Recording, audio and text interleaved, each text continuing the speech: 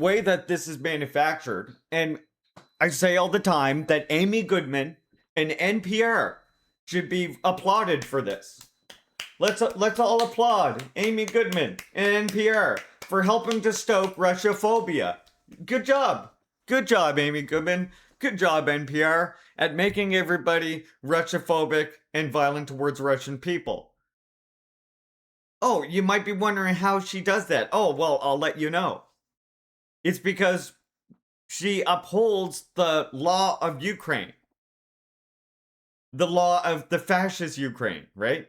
How does she do that? It's because Ukraine has a law for anyone who is reporting within Ukraine that you cannot report on any. The law has changed since, but Amy still. Democracy Now! Still keeps this up. Amy, I should say. It's her news station, right? But Democracy Now! Still keeps up this narrative. But it goes back to Ukrainian military making it illegal to report any military targets that have been hit. So instead, if you want to have reporters in Ukraine on the ground doing reporting, you have to agree to the Ukrainian law to only report on civilian targets that have been hit, which then creates this distorted view of essentially like what the reality is and makes it seem like Russia is only firing drones and stuff at civilian targets, when in reality almost all of the civilian targets that have been hit by Russia have been caused by either bad aim, which happens with missiles, a malfunction, or most of them, more than the other two combined, most of them are the result of Ukraine shooting down the drone or shooting down the missile and then it coming down early in a civilian area. Which, by the way, happens somewhere else we know of, right? I remember the Poland Article 5 event. Yeah. I mean, the thing too that you have to remember, like, anyone who talks about the Russian special military operation and knows nothing about the Minsk conference is completely lost. But that's why, like, Western news, the way they report on Ukraine, you never see. That's why that's why in my news, I wanted to make sure that I have essentially a section every day for TASS. Because it's not that I'm like cheering on Russia in a sense. I mean, I am, but not in the way that people like will try and portray me as cheering Russia on. I'm cheering Russia on in the sense that any weakening of imperialism, any combating of imperialism is actually a fucking good thing, right? But I don't cheer on like Russia's like that like the violence that's happening. You know what I mean? But at the same time, you can't talk about the violence that's happening because of the Russian military operation, and not talk about the violence that was being perpetrated against the people of Donbass since 2014, which again, Russia first tried to end diplomatically through like the Minsk agreement. So what are you left with? And this is the thing that I always come back to when people try to tell me to both sides it, when people try to tell me, oh, they feel bad for the soldiers that are dying. Sure, okay. But if you essentially make this out to be something like Russia is just killing fucking Ukrainians for fun, then you're kind of like being irresponsible and stepping over the dead bodies of all of those people in Donbass since 2014.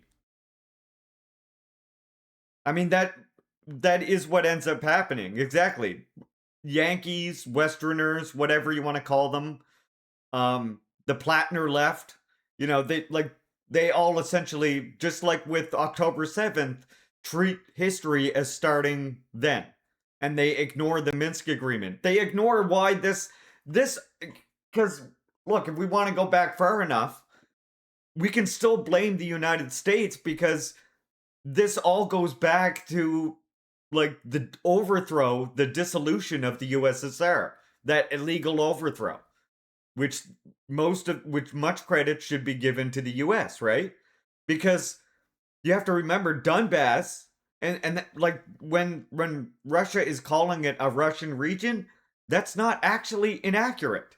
Donbass has always been a Russian area, really, right? It it's just that when Khrushchev's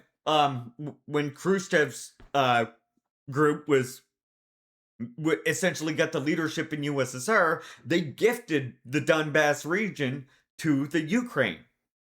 But it didn't matter then, right? Because they were part of the same multi-republic union. And the independence of Crimea too. Yep. And the independence of Ukraine was a way of strengthening the USSR as a whole. But what ends up happening, of course, in like the 90s is you have the US meddling and fostering this false nationalism in people. And the false nationalism that they end up fostering, of course, is an anti-Russian nationalism. Well, what is anti-Russian nationalism, chat? Do you know? What did that start as? Because there is a certain focus on anti-Semitism, but who did the Nazis really want to exterminate? Who did they name specifically? And that's why, yes, Soviets, Bolsheviks, specifically Slavic people, right? Who they saw as being part of this giant Jewish conspiracy, quote unquote, that was Bolshevism, right? They saw Slavic people as like, because that's what it was. It was there was anti-Semitism, of course, as part of that, but the anti-Semitism was also a way to perpetrate their genocide against Slavic people. Like that's essentially what the genocide was really aimed at, was like eliminating any Slavic people, because there was large numbers of Slavic people who were also Jewish people as well. And they've, of course, monolithicized just all Slavic people into, this monolithic mass of the Jewish Bolshevik cult, right? And by the way, a lot of that gets exported to Germany from white Russians that were fleeing as well. I should mention, just as a little side note. But so it's that breaking up of USSR that really then leads to this conflict. Well, the breaking up of USSR and the using of that fascist anti-Slavic rhetoric to build this nationalism that has led us to the conflict with Ukraine today. Yo, Aya, thank you so much for the prime subby. Appreciate your support, comrade. It's really nice to hear correct spelling on these matters. It's too rare, and is one of the primary topics that has exhausted me in recent times. Well, thank you. Welcome in. Yeah, so with Russia, it's one of those topics that can be hard to talk about, but I think it is necessary for us to talk about. Russia today is like far closer to the type of developments that China has going on in many senses than it is to the US. But yet many Western leftists will they feel okay with being kind of Russia-phobic, with being anti-Russia, because they justify it as the Russia's just this big country. They did that with China too, right? The United States and UK were imperialists when they participated in the anti-Hitler coalition. Of course, capitalist countries fighting against fascism is ridden with contradictions, but we support those alliances while they hold, if they manage to curb fascist expansion. Exactly. And those tactical alliances, Chimera, right, are not a moral question. Which I do see some moralizing around, when some creators or when some people will work in a broad coalition with other creators on a topic, and they might fundamentally disagree with reformist candidates, right? But you have to understand that it's not a matter of like this more it's a matter of tactically trying to make Marxism, Leninism, and revolutionary politics more visible. Despite a moral difference that we might have between a reformer that we sometimes will like go on a podcast or go on something and talk and have a hard conversation with them about, right? That makes sense. I think some people conflate a country's economy holding out with the country having imperialism prop up their country. Yeah, and I mean, people see, again, they will accuse Russia of aggression in the special military operation and then use that to say, well, that's imperialism. When imperialism really is a global order that's upheld by the Western countries, right? Like, yeah, Canada is an independent imperialist country. The UK is an independent imperialist country, but they're all part of a global imperialist order, you know? I consider myself Russian, presumed to have originated in and around Kiev. Was adopted by USANs Christians during the collapse. So this particular topic has been very prominent for me, as the current situation is many decades long. Not 2020, not even since 2014. It's such a larger specimen. I've lost so many friends in the last few years over this topic. I'm sorry to hear that, comrade, and I relate completely. I kind of already was in a position where I already had a lot of people mad at me. Or how do I explain it? Like, how do I put it? I'm I've been defending North Korea and USSR, particularly the Stalin period, for 20 years now. So I'm in a position now where with the Russian military operation, when that happened and I started talking about it, it was just like the usual suspects who were mad at me, right? Like I didn't lose any comrades or anything, really. But I do relate because once upon a time when I first started defending DPRK, I and the Stalin era, I did lose a lot of comrades. So I do relate very much to people who go through that. And that's one reason why I wanted to create this space, this streaming space here. Just, I'm on permanent disability, and it was like, by the way, I'm just going to do a quick plug and say that if you like what we're doing here, consider supporting the stream. There's an ad break starting in 5 minutes, and that will help you avoid the ad. 4 minutes now. So I started this stream though because when I like first became aware of Twitch, I I didn't even know what it was. And I was like, okay, it's just it's a gaming thing. So that's cool. I'll start gaming. And I just like, that's all I knew it as. I didn't even watch anybody. I just like heard of it and realized that it was like some like gaming site, right? Yeah, comrade. And I'm gonna pin that. Can someone pin Pure Comrade's comment for me? Because I do want to talk about that as well. So I started gaming on here, and then all of a sudden, somebody made me aware of this channel called Subversive History. And then that kind of introduced me to like there's this whole spectrum of leftist content creators. But even when I went on that channel, like something that struck me was like I was asked, and nothing against whatever, but I was asked on that, like, what are my criticisms of DPRK? Which I found kind of like a funny question. And I just said, like, I don't really have any criticisms because, like, my whole point of going on to talk about DPRK was trying to humanize it and give an alternative perspective. And, like, it kind of like highlighted, like, one of the problems that I always have is, like, the left is so busy criticizing, right? Criticizing everything. And it's so easy to criticize everything, especially the enemies of your own country. And it's like, my thing is like, we really should be trying to humanize the Stalin period, humanize DPRK, humanize these countries that stood against imperialism. Because there's enough of the critiquing out there, trust me, right? What people need to hear is the alternative information about these things. And so that was like kind of my answer to them at the time.